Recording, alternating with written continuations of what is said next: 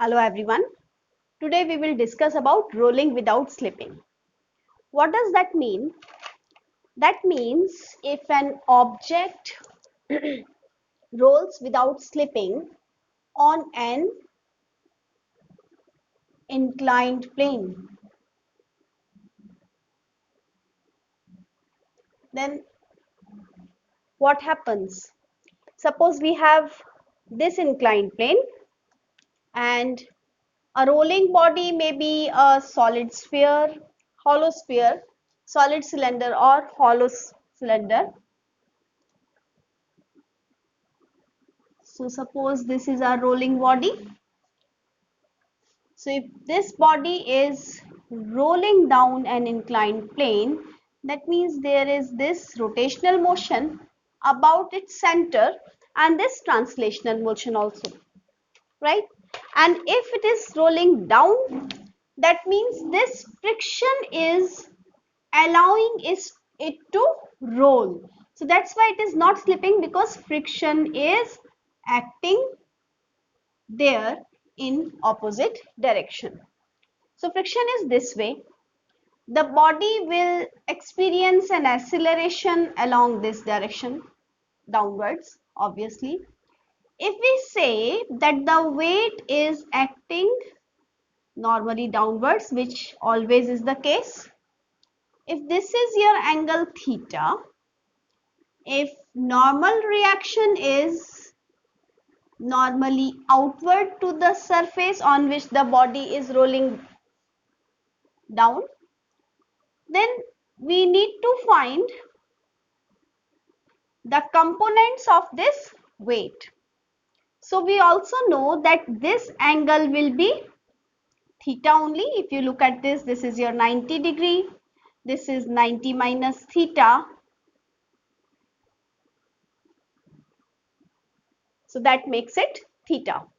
So what will be the component along inclined? The component of mg along the inclined will be mg sine theta, and this component will be mg cos theta. If you remember that this is the same case if you would have taken the inclined in this way. So this form is more familiar for you. This is your weight acting downwards, then you have your normal reaction this way. This is your angle theta, this is mg cos theta, and this component will be mg sine theta, and acceleration will be along the inclined, and your friction force will act backwards, and I'm taking the radius here as small r. Radius of this body is small r. So both are same diagrams. The only thing is we have just taken it this way because this is more familiar for you. Now if you look at this, we know that which force is resulting in its rotation. That means which force is providing the torque? This friction force. Otherwise it would have slipped down an inclined plane. So first thing is torque is provided by friction force, first of all. So from that, what will be the formula for torque? What is the formula for torque? Torque is force into perpendicular distance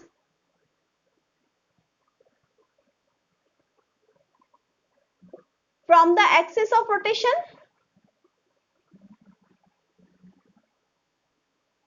So in this case, which force is providing the rotational motion?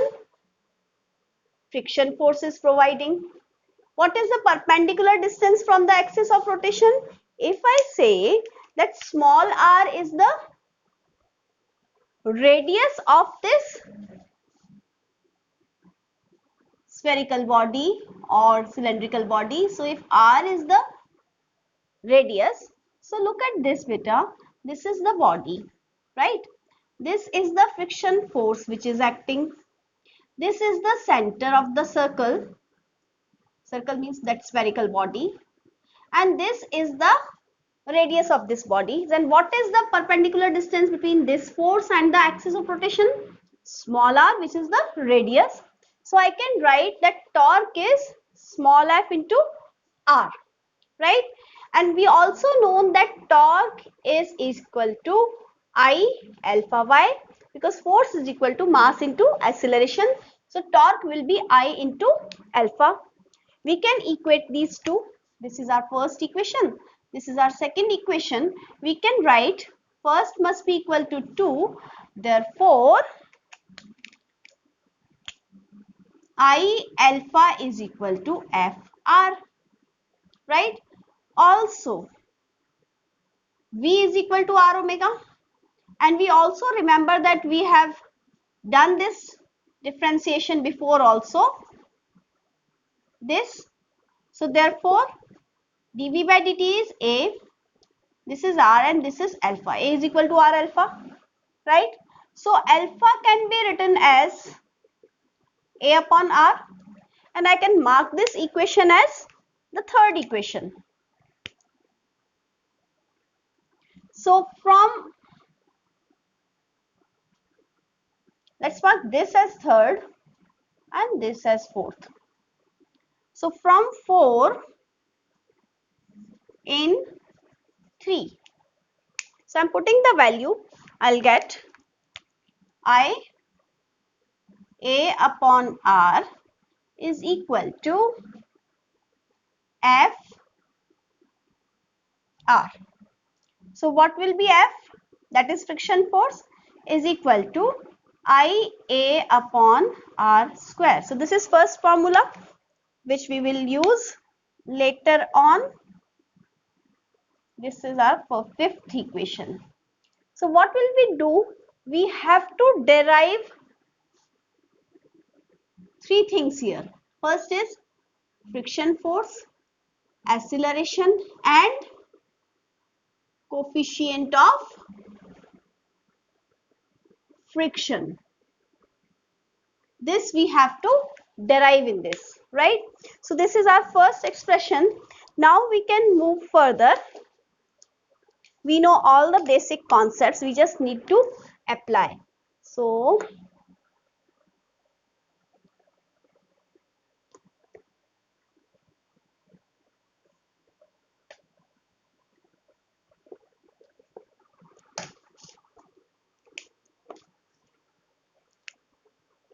on this inclined plane, by Newton's second law, net force along motion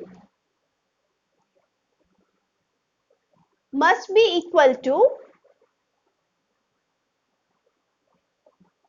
mass into acceleration.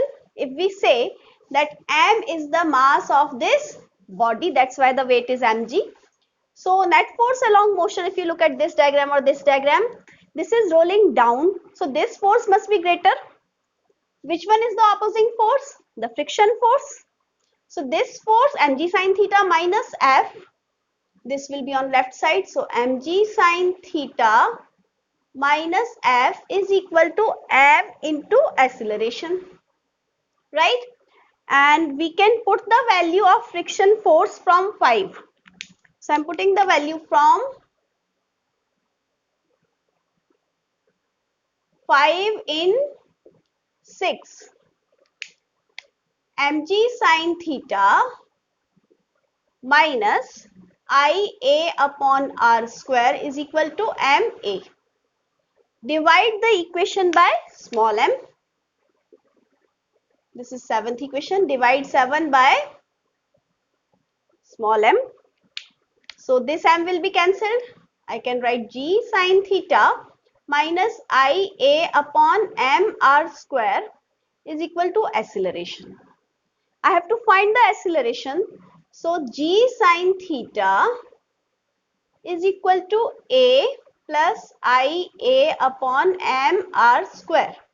So from here g sine theta is equal to a common and this can be written as 1 plus I upon m r square, and we also know that I is equal to m k square. So put this in equation 8. So from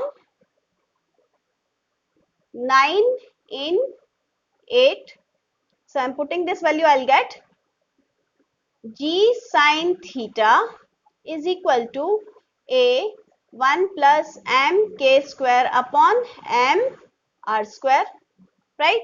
So from here m will again be cancelled. So what will be the expression for acceleration? Acceleration will be g sine theta upon 1 plus k square upon r square. So this is our formula for the acceleration. Let's mark this as equation 10. Now what do we have to find? We have to find the coefficient of friction.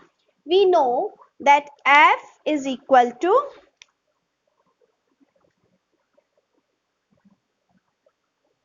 mu into normal reaction. And here how much is the normal reaction? Normal reaction is balancing this mg cos theta. So I can write that normal reaction is equal to mg cos theta. So from here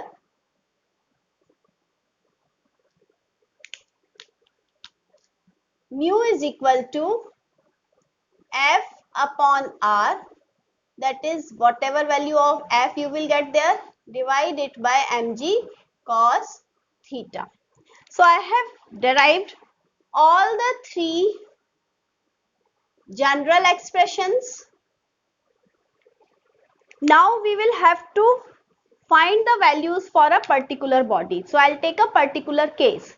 Equation 5, equation 10 and equation 11 give us the required expressions which we were supposed to derive in this case. So let's take the special case.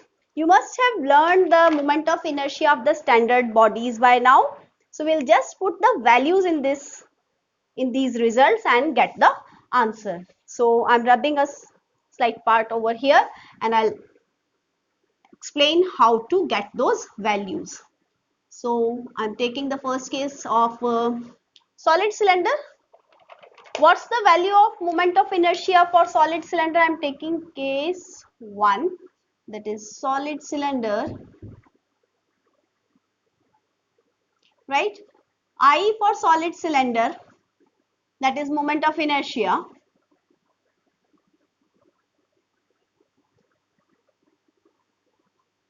about the standard axis which is passing through the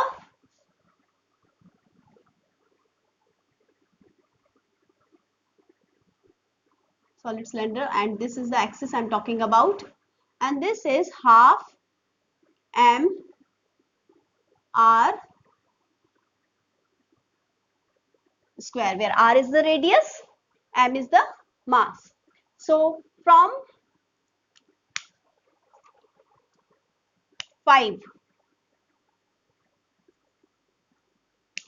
F is equal to half m r square. I have placed the value of I into A upon r square, right? So let's mark this as equation 12. And then let's take from equation 10. From 10 I'll get acceleration is equal to g sine theta upon 1 plus k square upon r square. We know that I is equal to mk square, and here I is half m r square is equal to mk square. So what will be the value of k square? K square will be r square by 2. So therefore acceleration will be g sine theta upon 1 plus k square is half r square upon r square. This will be cancelled. So this is g sine theta upon 3 by 2, that is 2 by 3 g sine theta.